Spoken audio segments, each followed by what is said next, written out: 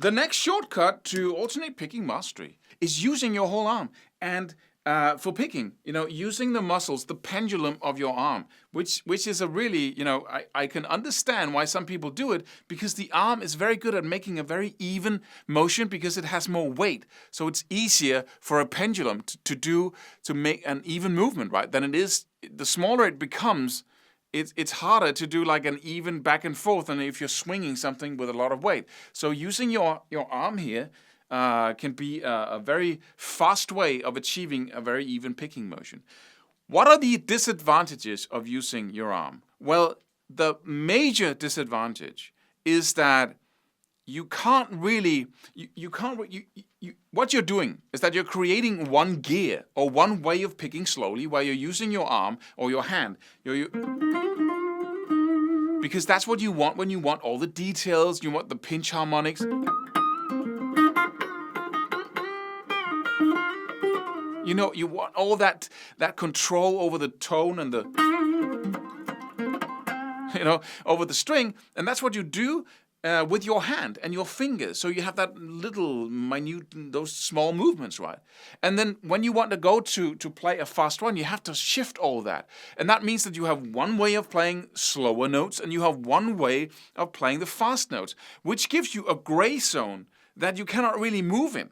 Because you have to go for that, okay, here comes the fast run thing, right? And once you have precision and accuracy, you can go totally be, slower and faster notes and go back and forth, and there's no difference between one and the other. Everything's easy, and everything's just whatever, right? But when you're using your arm, you have to shift gears, and I can see that in players that's really a disadvantage. But it will get you there faster. It's a shortcut to getting results faster, so you can be in front of people on stage and producing those fast alternate picking runs. When you practice alternate picking, you very often run into the fact that you get, your hand get tired when you of all these up and down picking, because you use a lot of energy to cross the string because you have an uneven depth when it comes to picking depth, right?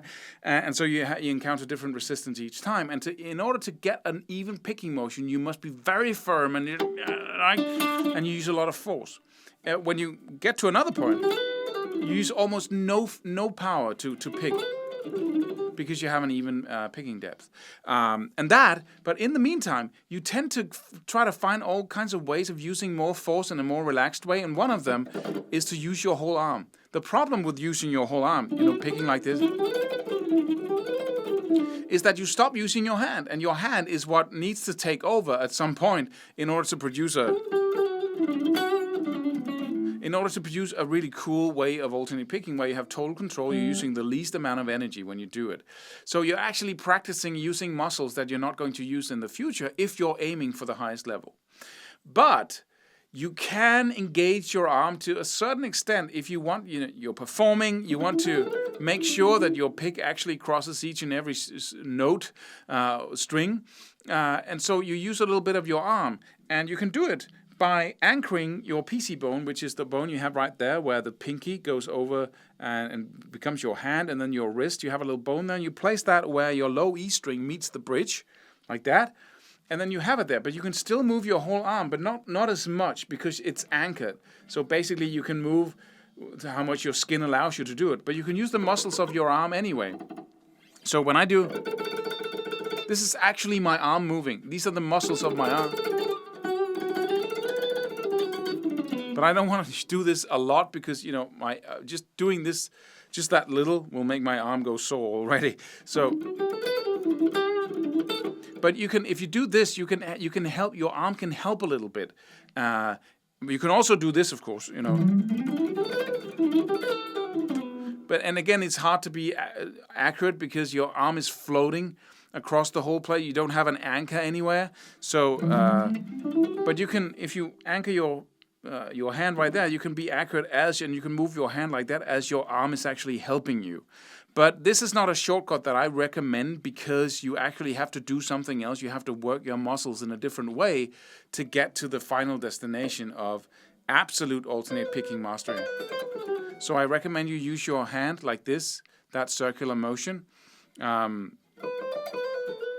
right? Because that is what That's where you're going to end up anyway if you want to get all the way.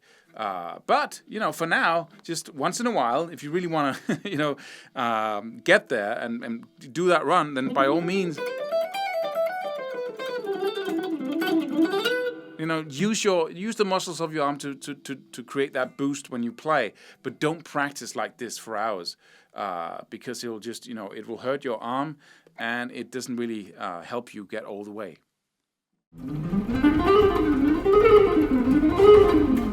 Go to my website right now and download my free course on alternate picking mastery. It contains 5 essential exercises that will take you to alternate picking mastery faster than you can imagine. And then I've included my method of how to lay out a practice plan in just 1 to 2 minutes that will absolutely boost your results like nothing you ever tried before. So go download it right now. It's free.